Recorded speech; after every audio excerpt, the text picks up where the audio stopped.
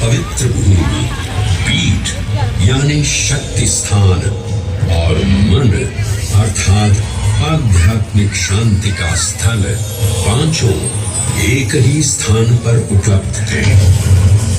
ये संयोग महाकाल की नगरी उज्जैन की महिमा को और गरिमामय बना देता है।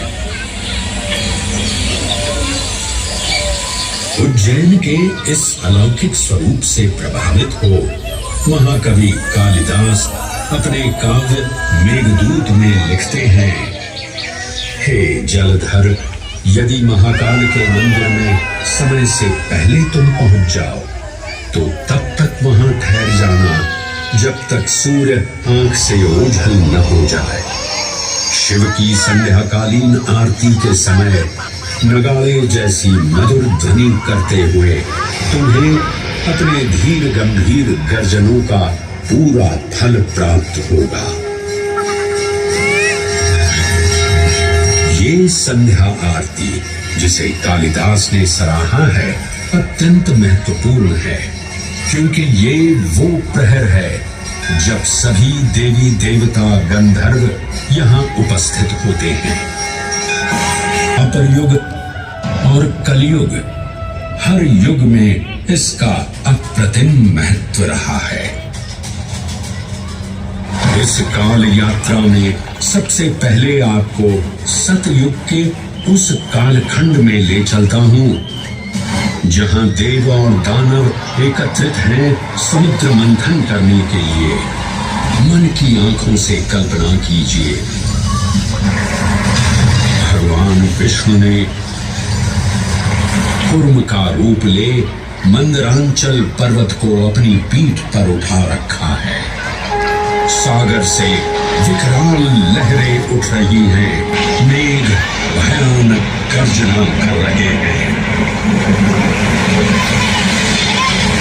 देव और दानव वासुकी सर्प को नेति बना और मंदार पर्वत को मथनी बना सागर को मथ रहे हैं कि तभी जल का पाप कालकूट विष निकलता है और पूरी सृष्टि को अपने ताप से झुलसाने लगता है। इस भयावह स्थिति ने देवताओं और असुरों के बीच हाहाकार मचा दिया। ये कैसा अनर्थ है? लक्ष्य था अमृतत्व का, पर अब मृत्यु की विकराल छवि हमारी आंखों के समक्ष मंडरा रही है। इस भयंकर संकट से केवल वही उद्धारकर्ता मुक्ति दिला सकते हैं जो समस्त विश्व के परम संरक्षक हैं। तभी सब महादेव की शरण में जाते हैं और पुकार लगाते हैं, ओम नमो भगवते रुद्राय।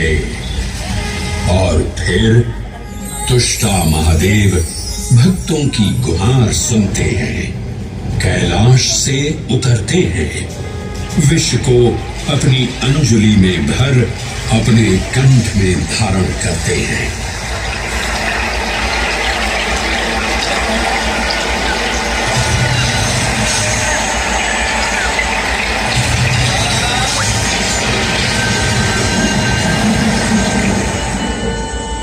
अंततो गत्वा सागर मंथन से अमृत कलश प्रकट होता है। जैसे ही अमृत प्रकट हुआ, दानवों ने इसे केवल अपने आधिपत्य में लेने की आकांक्षा प्रकट की और